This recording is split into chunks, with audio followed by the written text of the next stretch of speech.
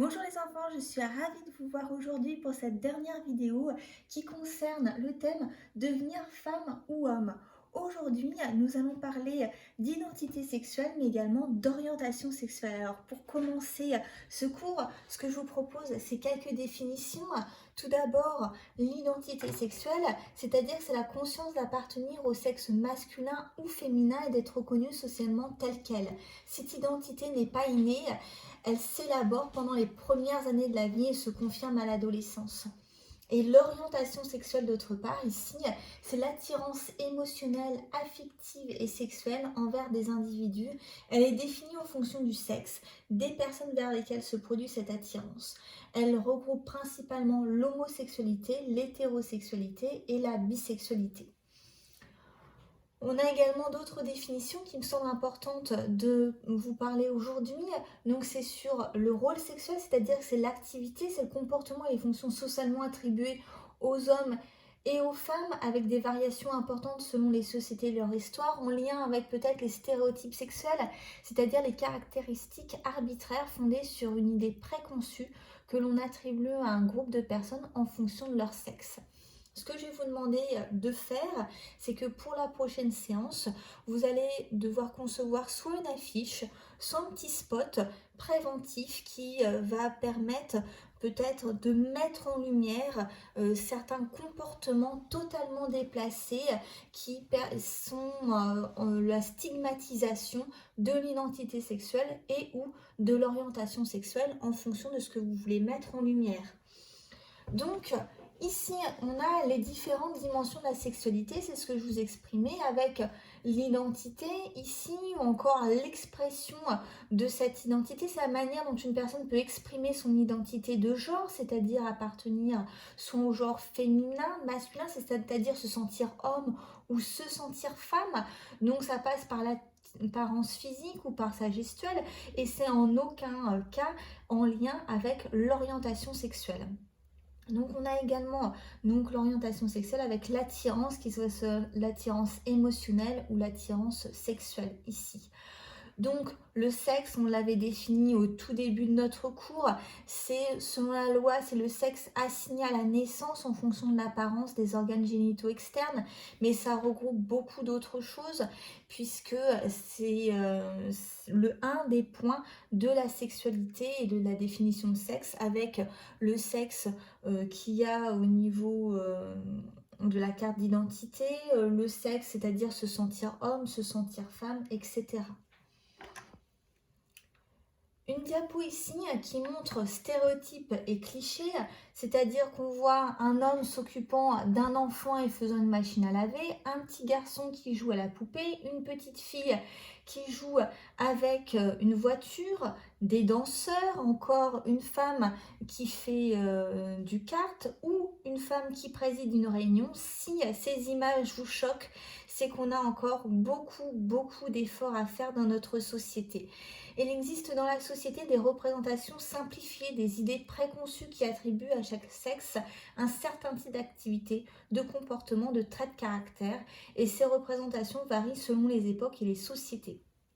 Donc, c'est pas forcément de votre faute, c'est aussi ce que diffuse la société qui nous entoure. Quand on étudie un petit peu les catalogues des jouets de Noël et qu'on retrouve toujours les petites filles qui jouent aux maisons de poupées et les petits garçons qui jouent aux voitures, c'est après assez peu étonnant que finalement on retrouve ce genre de stéréotypes, même pour des personnes qui sont beaucoup plus grandes ou même à l'âge adulte. Donc c'est à nous de déconstruire ces représentations.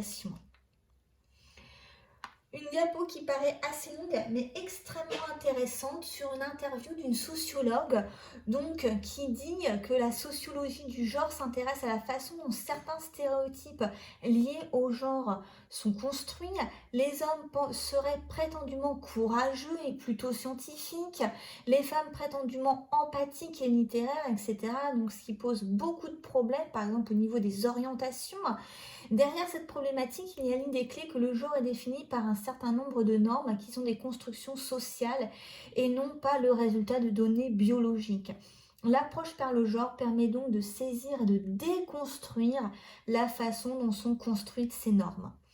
Les études du genre ne nient pas la différence sexuelle, c'est-à-dire le sexe biologique. Elles veulent aider à saisir comment cette différence a été socialement et culturellement surdéterminée. Être homme ou femme n'a jamais renvoyé à une même réalité selon les époques et les régions du monde. Ces études souhaitent aussi contribuer à la mise en lumière des processus inégalitaires qui élaborent des formes de différenciation entre les sexes, avec bien souvent le masculin l'emportant sur les féminins. En tout cas, c'est ce qu'on retrouve dans beaucoup de sociétés dans le monde. Aussi,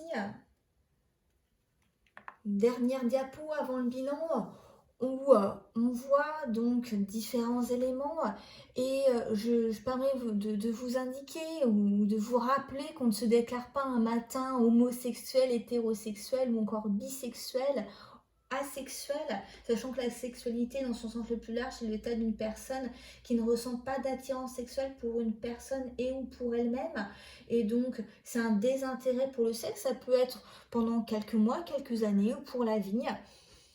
Ces questions peuvent concerner tout le monde et à tout âge. L'orientation sexuelle ne se choisit pas mais se construit en nous sans que nous en ayons forcément confiance, et elle finit par s'imposer à nous. Une orientation affective et sexuelle peut s'orienter au cours de la vie. Donc ça vient du site On s'exprime dont je vous ai déjà parlé précédemment, qui est noté ici. N'hésitez pas à aller faire un tour, on apprend beaucoup de données. Et dans cette image-là, je vous ai montré 3 étapes dans la défense des droits des personnes homosexuelles, malgré qu'il reste encore beaucoup de travail à faire dessus et de lois certainement à faire passer. En 1982, donc c'est quand même extrêmement récent, l'homosexualité est dépénalisée en France, parce qu'avant il y avait le droit donc à des peines si on apprenait qu'une personne était homosexuelle. 2001-2004, on a une pénalisation et des discriminations et des propos homophobes, donc qui sont relativement importants.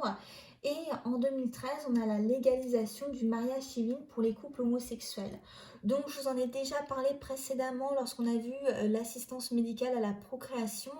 On commence à parler d'aide médicalisée à la procréation pour les personnes homosexuelles femmes, et également pour les femmes seules. Et pour l'instant, on n'en parle pas pour les couples gays. Donc ça serait certainement encore une étape supplémentaire dans la défense des droits des personnes homosexuelles. Alors pour finir, une dernière diapo qui reprend le bilan. Donc sur ce bilan 4C, on voit que les facteurs affectifs et cognitifs ainsi que le contexte culturel ont une influence majeure sur le comportement sexuel humain, avec ici une carte mentale des dimensions de la sexualité humaine. C'est ainsi que nous finissons ce thème devenir femme ou homme et le chapitre 4 cerveau, plaisir et sexualité. J'espère que ce thème vous aura autant passionné que moi. Je vous souhaite une bonne fin de journée et à la prochaine séance.